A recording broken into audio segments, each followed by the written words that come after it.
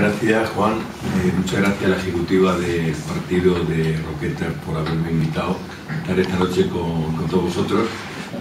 Muchas gracias a la Asociación de Memoria Histórica Rocamar, que viene desarrollando un gran trabajo por recuperación de la memoria en Almería, y fruto de ello va a ser el documental último que han elaborado, o se ha elaborado también con el apoyo nuestro de la universidad, y los que vienen desarrollando a lo largo de los últimos años. Yo creo que están realizando una labor muy meritoria y una labor que es fundamental, porque yo coincido con Eduardo de que una democracia no se puede asentar teniendo todavía gente en las cunetas y que no sabemos exactamente dónde están y que no se desentierran.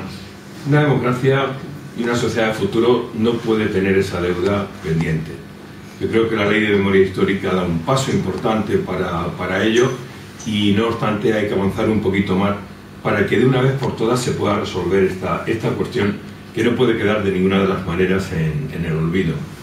Y muchas veces cuando escucho a la derecha de este país diciendo que si esto es levantar viejos rencores y tal, pues la verdad es que uno no termina de entenderlo, y no termina de entenderlo entre otras cosas porque cualquier demócrata lo que le interesa es conocer qué ha pasado en su historia, sobre todo para poder avanzar hacia el futuro con un cierto asentamiento de libertades, que nadie deje nada en el tintero, y una reconciliación realmente nacional se tiene que dar, pues estando todo el mundo con estos asuntos resueltos. El franquismo honró a sus víctimas y a sus muertos a lo largo de 40 años, y la izquierda no lo pudo hacer, porque los vencidos estaban duramente reprimidos, muchos en el exilio, otros en las cárceles, otros habían caído en los paredones de fusilamiento, y desde luego el miedo que había era tremendo, y nadie pudo honrar a sus víctimas, nadie pudo honrar a sus muertos. Yo ayer precisamente estaba dando una clase hablando de otra guerra civil, y hablando de la guerra civil entre liberales y carlistas. Imaginaos, del siglo XIX, hablaba de esa guerra civil, y una guerra civil que fue también muy cruenta en España, en la primera guerra civil importante. No deja de ser significativo, 100 años antes que la guerra del 36-39. Y después de ser una guerra muy cruenta, yo les recordaba a los estudiantes ayer que había un encono, por ejemplo, detrás de los carlistas estaban prácticamente todos los sectores del antiguo régimen, incluida la Iglesia. En España la Iglesia siempre fue muy carlista, fue muy contraria al régimen liberal, y aquellos sacerdotes, por ejemplo, que participan en la guerra luchaban contra los liberales porque identificaban a los liberales con el anticristo, y en los campos de batalla remataban a los liberales con el crucifijo. Es decir, basta leer las memorias de Oyarzún de aquella época para que vean ustedes lo enconada que fue aquella guerra. Aquella guerra terminó con un abrazo de liberales y carlistas, lo que se conoce como el abrazo de Vergara, entre dos generales, el general Espartero, que fue luego un célebre general progresista en este país, y Maroto, que representaba a los carlistas, y terminó no habiendo victoria. Tú antes decías, el 39 termina con la victoria, y la victoria sobre alguien. 100 años antes no terminó con la victoria, terminó con un abrazo después de una guerra cruenta. Es decir, la guerra es la guerra, y después vamos a ver cómo construimos esto. España se construyó a partir de aquel momento ciertamente con unas posiciones de liberalismo doctrinario o de liberalismo muy moderado. Dicho de otra manera, en el festín de la política solo estaban aquellos que tenían posibilidades económicas, los grandes contribuyentes, algunas capas medias, y la inmensa mayoría de las capas populares estaban fuera de lo que era la participación y de los derechos políticos.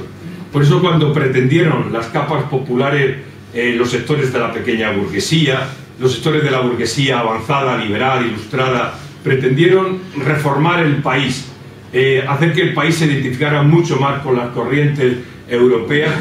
Aquellos que habían patrimonializado el poder durante tantísimo tiempo no lo permitieron. La historia de España del siglo XIX y XX es una historia donde la inmensa mayoría de las etapas históricas están controladas por lo que son los elementos del liberalismo más moderado, los sectores que podíamos identificar hoy desde el punto de vista sociológico con la derecha, casi siempre hubo una identificación del poder con la derecha, un patrimonio que parecía que era sistemáticamente de ello.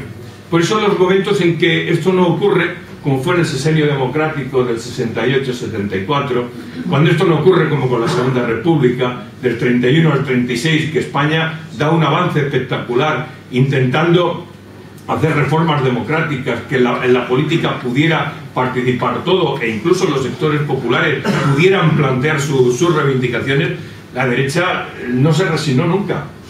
En este país no se resignó nunca, por decir incluso que no hablaban ni de España. Es curioso, a lo largo de todo el siglo XIX la derecha española nunca habló de España, siempre habló de la monarquía católica, nunca de España, porque el concepto de España es un concepto que ya la Constitución, que ahora celebramos hace 200 años, lo identificó con nación de ciudadanos. España es nación de ciudadanos. Y la derecha a lo largo del siglo XIX nunca habló de España. España hablaba de ello los sectores constitucionales, los sectores liberales avanzados, los demócratas, los republicanos hablaban de España. ¿Y cuándo empieza la derecha a hablar de España en este país? Cuando al lado le pone católica. España católica. Con lo cual empieza a surgir toda una ideología importantísima, que es lo que se llama el nacionalcatolicismo, que es lo que va a sustentar de alguna manera todo el patrimonio que la derecha quiere plantearse, y donde se va a sustentar también porque algunos quieren desviar a España de lo que es su esencia, que es el nacionalcatolicismo, y que por tanto eso es la anti-España. Y si de alguna manera empezamos a entender qué es la represión y por qué se lanza la represión, es porque los sectores de la derecha tradicional, primero, no quieren perder el poder, de ninguna de las maneras quieren controlar el poder, lo quieren patrimonializar, como han hecho a lo largo de toda la historia, y hacen lo que tengan que hacer para volver a él. Lo que tengan que hacer. Si se tiene que desencadenar una guerra, como la que se desencadena en el año 36, para volver a ocupar el poder, no les importa. No les importa.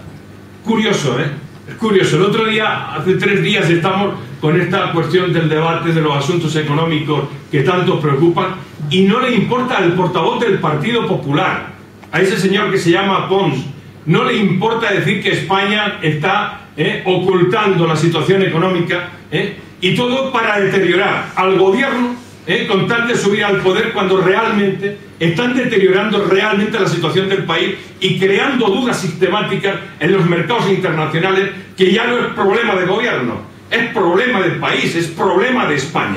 Pero como ellos no están en el poder y quieren utilizar todo lo que tengan que utilizar para subir al poder, no les importa. Es tremenda la situación. Muchas veces uno, con el afán de historiador, dice, bueno, ¿qué es lo que pasa aquí? ¿No? Al final uno deduce que, claro, es que no se resignan a no tener el poder. Y eso es lo que ocurre, en lo que realmente estamos trabajando en este momento cuando hablamos de los temas de la represión. España tenía un régimen democrático del 31 al 36, y la derecha se levanta contra ese régimen porque había ganado las elecciones del Frente Popular.